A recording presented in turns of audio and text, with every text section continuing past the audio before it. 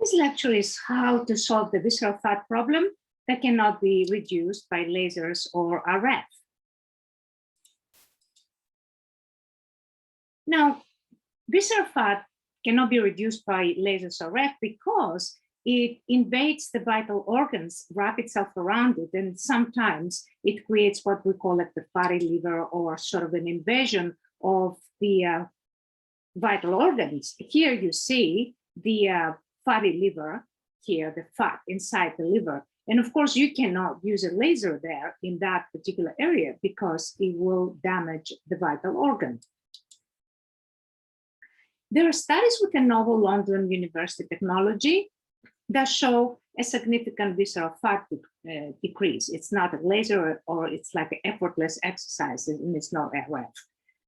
What we found is that there is a mean average visceral fat decrease of 30.34%. And here you see the individual scores of the different subjects that participated in the study.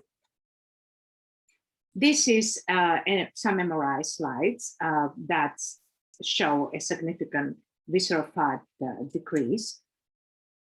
This is a subject that donated their pictures and gave us consent to use it after 2 treatments.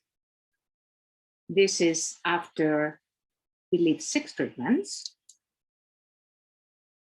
This technology was originally invented by Gerry Pollock in London University, who also was co-inventor of the first pacemaker, and also Donald Gilbert, who was a molecular biologist, and they spent about 27 years of laboratory empirical research. So it has been out for a while. Some earlier research by, again, from London University, from Goldpink, showed a gene expression of rapid muscular hypertrophy, 250% increase in the RNA content of the muscles, and repression of the fast type genes and activation of the skeletal slow type genes.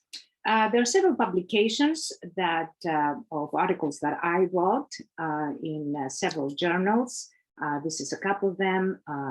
There are more publications using this technology of clinical studies. And it's about 20 publications altogether that can be found in Google Scholar if you type my name, Zania Sofra. Now, why is visceral fat a problem? Here is several studies. I gave references for these studies that they have done that basically the obesity and it creates is a sort of a prelude to diabetes, to cardiovascular disease, eye disorders, joint pain, colon, breast, and lung cancers, the metabolic syndrome, infections, injury, arthritis, Alzheimer's disease, asthma, on all kinds of inflammatory bowel disease, etc. Very a series of disorders. So the problem with when you use lasers or RF is that it releases the triglycerides and the glucose and toxins into the bloodstream because it burns the fat. But however, without exercise, they remain in the bloodstream and they may clog your arteries. So this is what triglycerides look like, basically. Now, we did these studies with this novel London University technology, and we'll find a triglycerides decrease of 40.7%.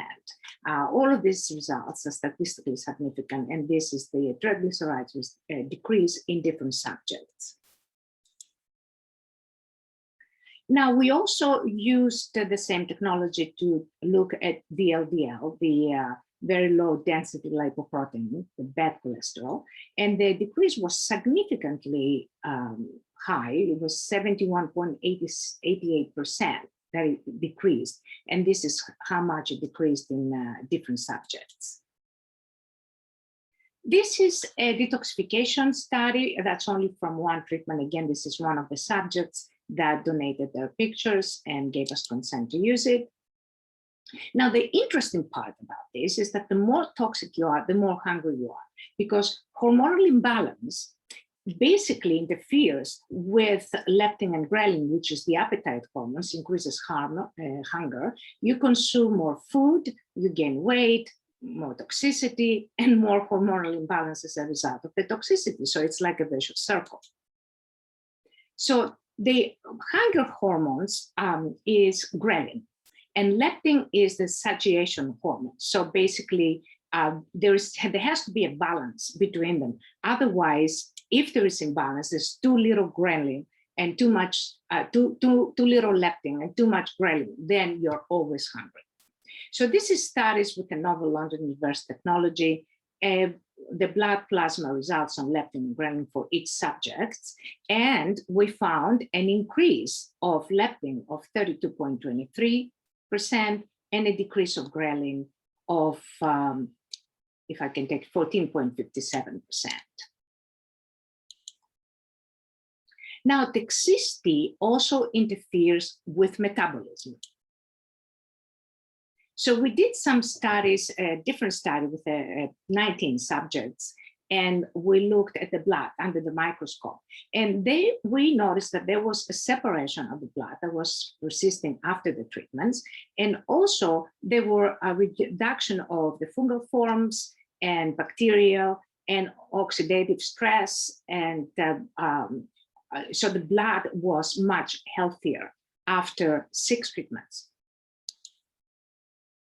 So here how the T3, the metabolic hormone, affects the metabolism. Low metabolism corresponds to low T3, and a peak T3 of within the higher the normal range gives you a fast metabolism. This can also happen within the normal range. So you can have T3 within the normal range, but it can be at the bottom of the normal range. Again, your metabolism is going to be slowed down, and weight gain is going to be easier in that case.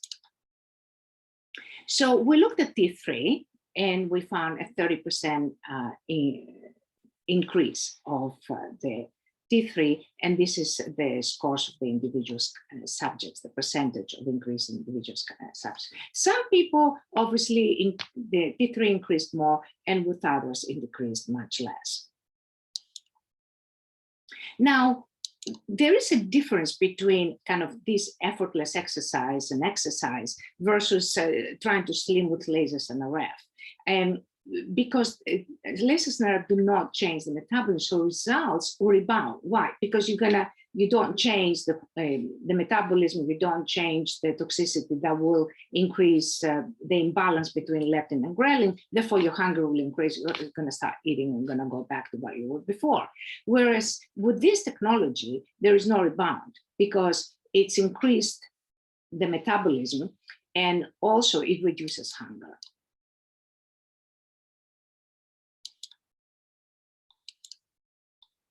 Now, we looked at skeletal muscle mass because if we say this is effortless exercise, does it actually increase mass? Does it act like as if you went to the gym? And we did find an increase of skeletal muscle mass of 36.45%. And this is some of the MRI results. You can see the significant increase of the muscle mass.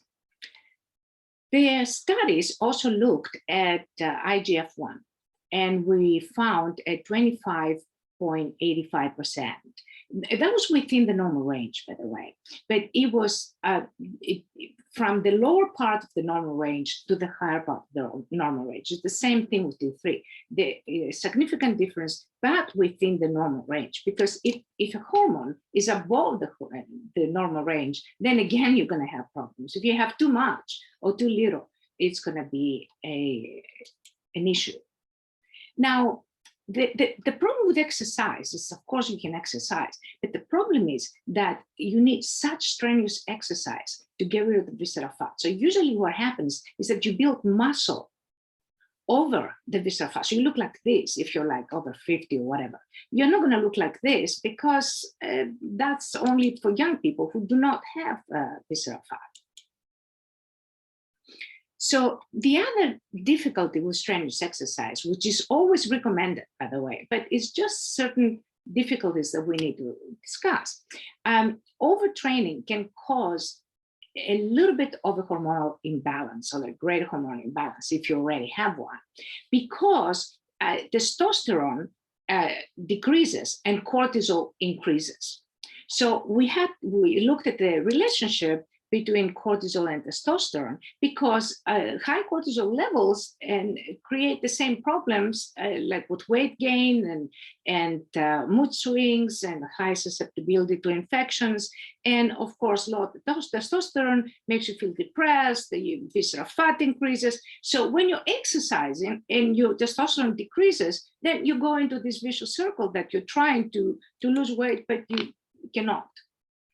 So we looked at this technology and we found 62.18% of testosterone increase, and cortisol decreased by 7.33%. Basically, it did not decrease, it did not increase, which is the important thing.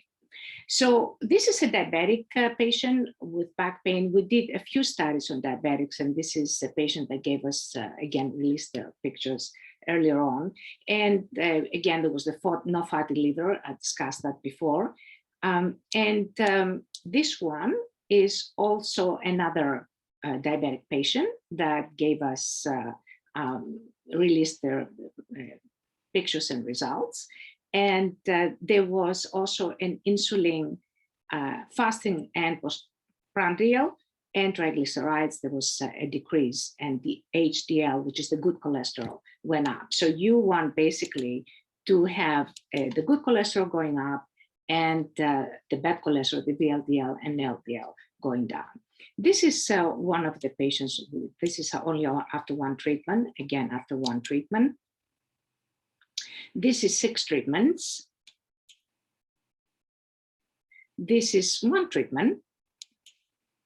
And this is how the technology basically works. What it is, the motor nerve blueprint signal that Gerry created hunts for the motor nerve. It basically fuses with the motor nerve signals, and it resonates, and the energizes the sensory nerves, which carry all the signals to the brain, which sends back the hormones that would basically start reaching the target cells, which is the fat cells. The insulin signals enter the fat cells start shrinking, and basically you start producing the energy that will build the muscle.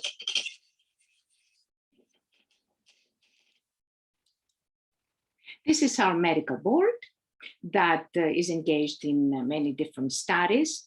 And with this, I would like to conclude my lecture, and thank you very much. If you have any particular questions, you can email me at science@aelios.com. Thank you very much.